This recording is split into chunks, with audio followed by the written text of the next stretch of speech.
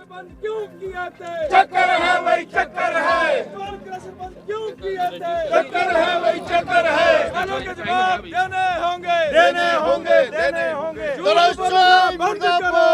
धक्काशाही नहीं चलेगी, नहीं चलेगी, नहीं चलेगी, नहीं चलेगी, नहीं चलेगी।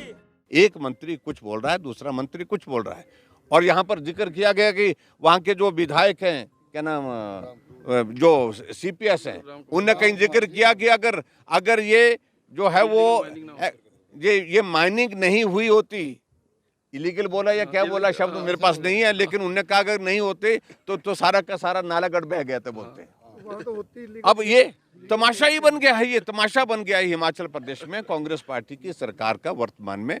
इसलिए हम कह रहे हैं, मंत्री कुछ कह रहा है, मुख्यमंत्री कुछ कह रहे हैं कि कम से कम आप जवाब एक जैसा तो दो, और जवाब वो दीजिए जिसके पीछे हकीकत है, सच्चाई है।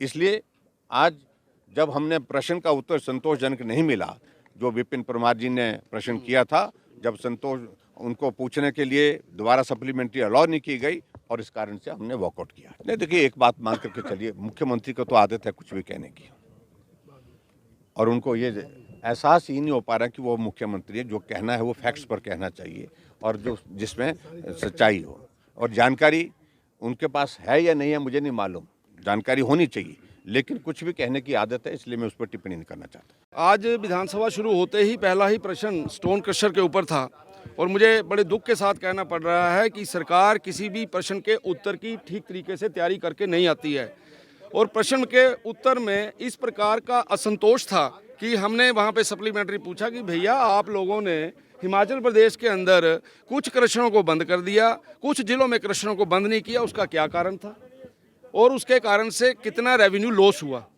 ये बातें पूछी। उनके पास इसका कोई जवाब नहीं था। उल्टा जवाब ये था कि कोई रेवेन्यू लॉस नहीं हुआ, कोई बेरोजगार नहीं हुआ। मैंने उनको बोला कि भाई यहाँ पर 112 क्रशर बंद हुए और लगभग 5600 के करीब लोग बेरोजगार हुए, तो वो बोलते जी उनमें से हिमाचली बड़े कम थे। भाई हिमाचली कम थे उसका जवाब तो दो, रेवेन्यू कम हुआ उसका जवाब तो दो।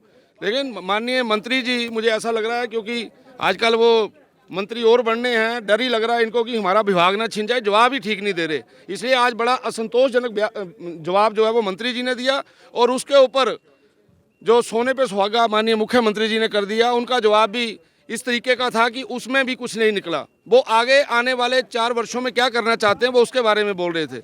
इसलिए आज बड़े दुख के साथ कहना पड़ रहा है कि हिमाचल प्रदेश के अंदर ये जो क्रशरों को बंद करना और क्रशरों की साइड पे जाके क्रशरों को चलाना, इसके बारे में आप सब लोगों को आत्मचिंतन और मनन करना चाहिए। और मैं तो ये चाहता हूँ जितने भी मेरे मित्र हैं वहाँ जाके आए और उनसे पूछें कि क्या क्या डिमांड है इस सरकार की। हमने बोला है सुखविंदर सिंह सुक्खू जी को कि उसको प्रूव करें, या त्याग पत्र दें। और मैं अभी यहाँ से भी आपके ये बोल रहा हूँ कि सुखविंदर सिंह सुक्खू जी को अगर कोई घोटाला लगता है तो जिसने घोटाला किया है उसको अंदर करें, लेके जाएं उसको, उसके ऊपर एक्शन करें। ये केवल और केवल सुर्खियाँ बटोरने के लिए, लोगों का ध्यान गारंटियों से हटाने के लिए और ये सारा काम किया जा रहा है, बाकी कुछ नहीं।